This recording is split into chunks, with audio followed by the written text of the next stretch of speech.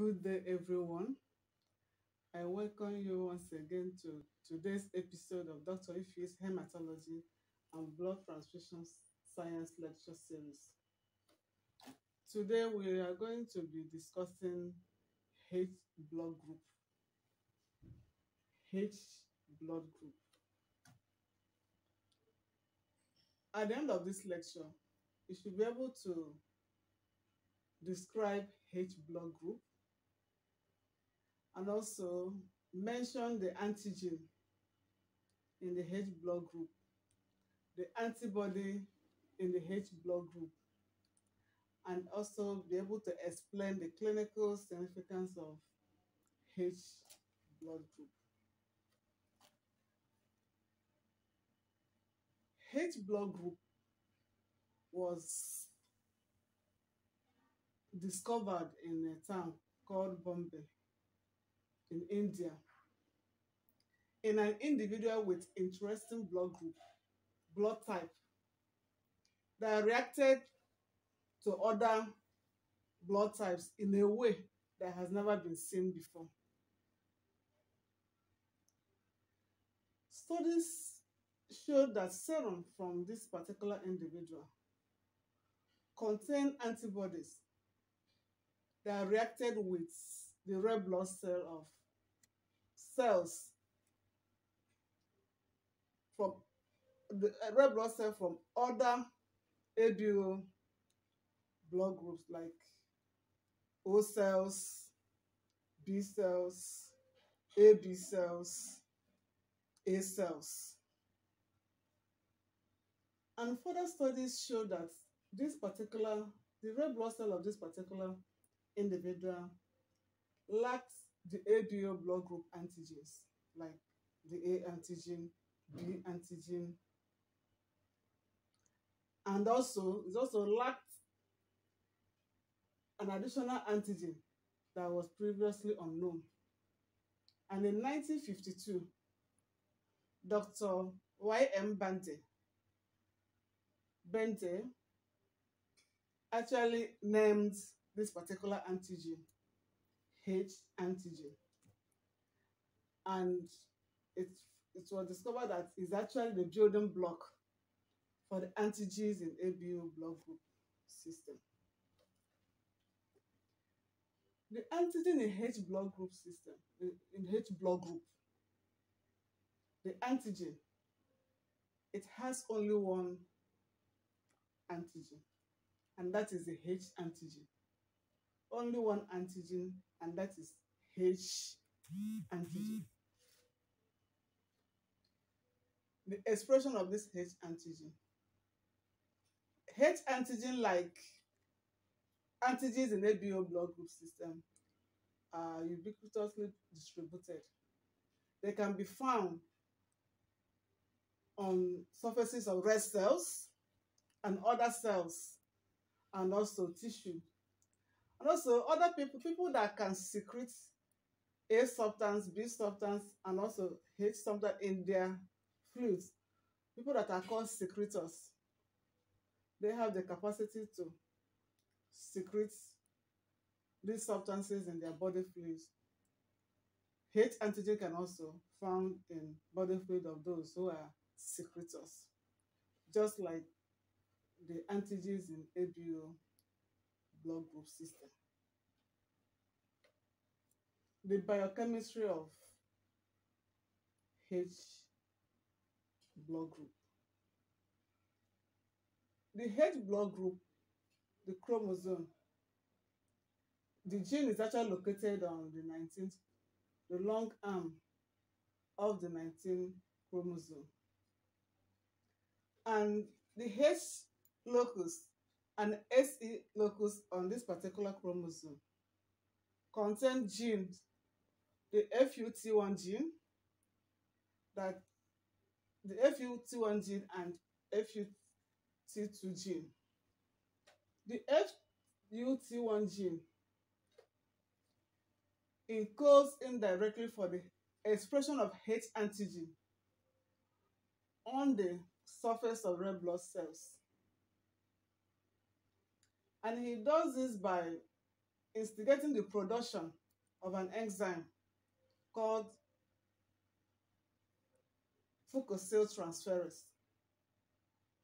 This enzyme is in charge of adding the last sugar, the fucus, to terminal galactose on a precursor substance to form the H antigen.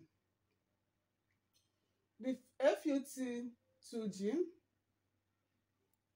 encodes a soluble form of H antigen that is found in the blood fluid of those who are secretors. At least, for you to express H antigen on the surface of your red blood cell, you need to have at least one active form of FUT1 gene. As we know, gene occurs in pairs. You must have one form of FUT1 gene for you to express H antigen on the surface of your red cells, either in homozygous form or heterozygous form.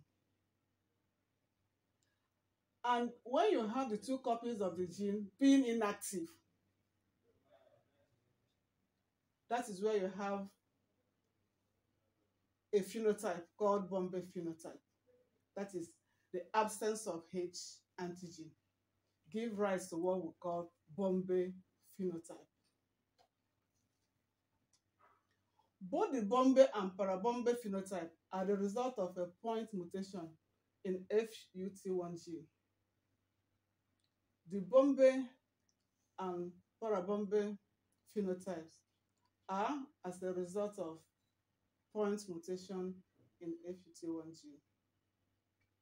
The classical Bombay phenotype is caused by a mutation at the position 316 that involves tyrosine in the coding region of FUT1 gene.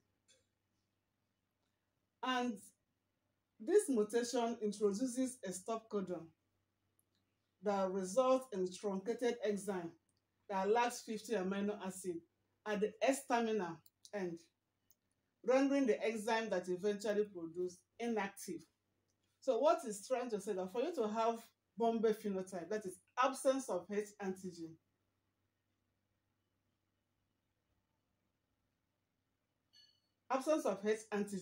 you are not able to produce fucosyltransferase. That enzyme, that all-important enzyme that actually characterizes the reaction, that catalyzes the reaction that adds the final terminal focus to the galactose in the precursor substance. And when you are not able to produce this enzyme, you cannot have H antigen. And the phenotype in this case is what we call Bombay phenotype. That is the absence of H antigen. The H gene codes for an enzyme that adds the sugar fucus to the terminal sugar of the precursor substance. And this enzyme is what we call fucosyltransferase. And the precursor substance is formed as an oligosaccharide chain, that is the basic structure that is attached on the surface of the red blood cell. And it has the base on the proteins and lipids that are embedded into the membrane of the red blood cell. Now, this is the diagrammatic expression of what I've been trying to explain. This is the precursor substance. You have the red cells, and you have the oligosaccharide. You have different carbohydrates that have been bonded together to form the precursor substance. And we have the terminal sugar there, the galactose. Now, for you to have H antigen, you should be able to express this gene that is found on H locus, FUT1 gene. This gene encodes for the production of the enzyme fucosyltransferase, that now catalyzes the addition of the terminal sugar focus to the galactose, terminal galactose. And once this is done, as we have on this diagram, you have what is called the H antigen. Okay? You have what we call the H antigen. But where an individual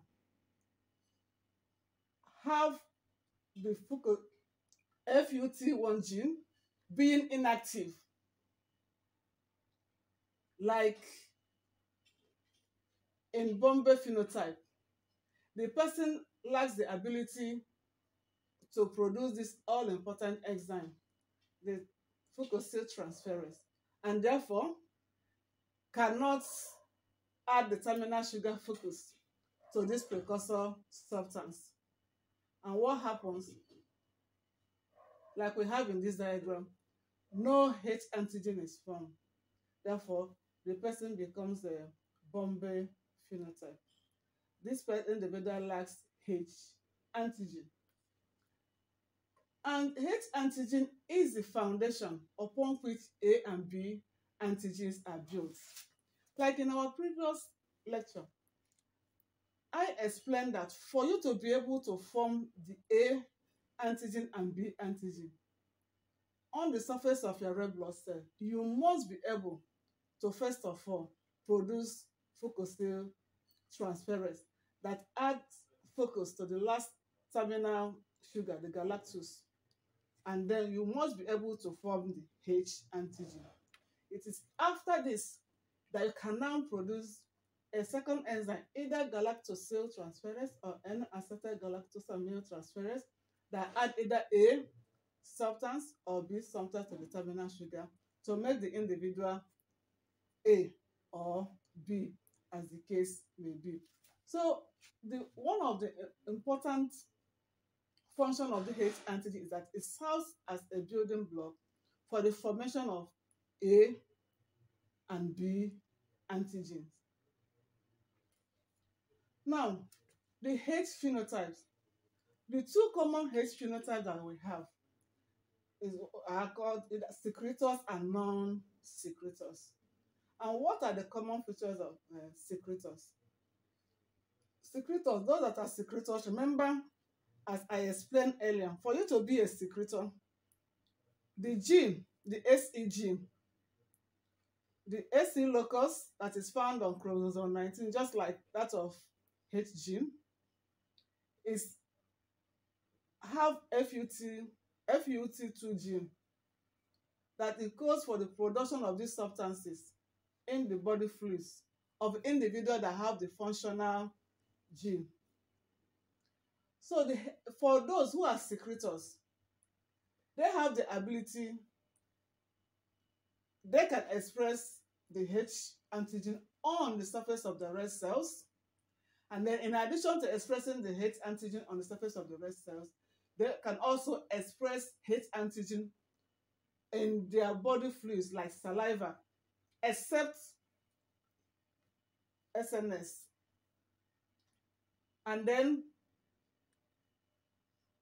obviously they don't have anti-H in their plasma. No anti-H is produced. And their genotype can be, capital H, homozygous form, and capital H and a smaller h. In heterozygous form, SE, in homozygous form, the capital, and SC capital and SC, smaller form in heterozygous form. Now, for non-secretors, their features, they have H antigen, obviously on the surface of the red cells, but because they don't have the functional FUT2 gene, they cannot secrete these substances in their body fluid. So they have H antigen is actually absent from their saliva and other body fluid. Obviously, there is no anti-H that is produced, and their genotype is either capital H for the production of H antigen on the surface of the red cells, and then small se in a recessive form. Remember, it is Se gene that goes for the production of these substances in the body fluid. While the H gene, that is H gene, which is FUT1 gene, goes for the production on the surface of the red cells and the other cells of the body. While the Se gene, which is FUT2 gene, goes for the production of these substances in the body fluid. Okay? Now, uncommon phenotype. Uncommon phenotype. The uncommon phenotype is what we call the Bombay phenotype.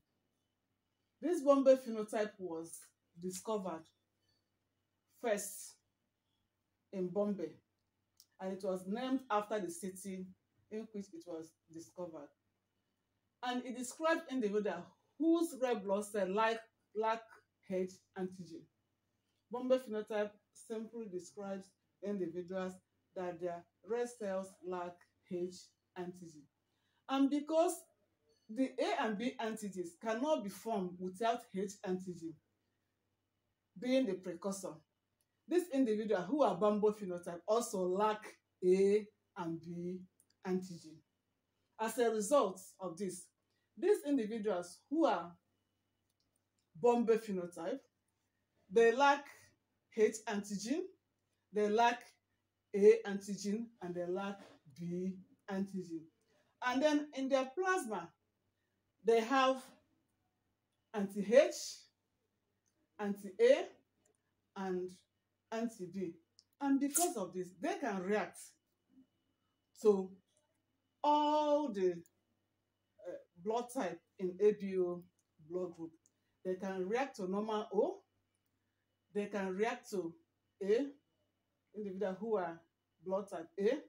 They can also react to with individuals who are blood type B, and they can also react with AB individual because they possess these antibodies. Features of uncommon H phenotype. We have the Bombay phenotype, like I said. The Bombay phenotype, the H antigen is not expressed on red blood cells. That is the basic feature. They don't have the H antigen, and in extension, they lack other antigens of ABO blood group. And the H antigen is also not found in the saliva. They don't have it on the red cell. They also don't have it in the body fluid. Okay? The serum contains anti-H, and the genotype is small letter H, and small se, as indicated on the slide here. Then you have another phenotype, uncommon phenotype, that is called para-Bombay phenotype. In this particular phenotype, what you have H antigen being weakly expressed on the surface of the red blood cell. Being weakly expressed on the surface of the red blood cell. In the saliva, H antigen may be present or absent, and the serum contains anti-H. The serum of these individuals contain what? Anti-H.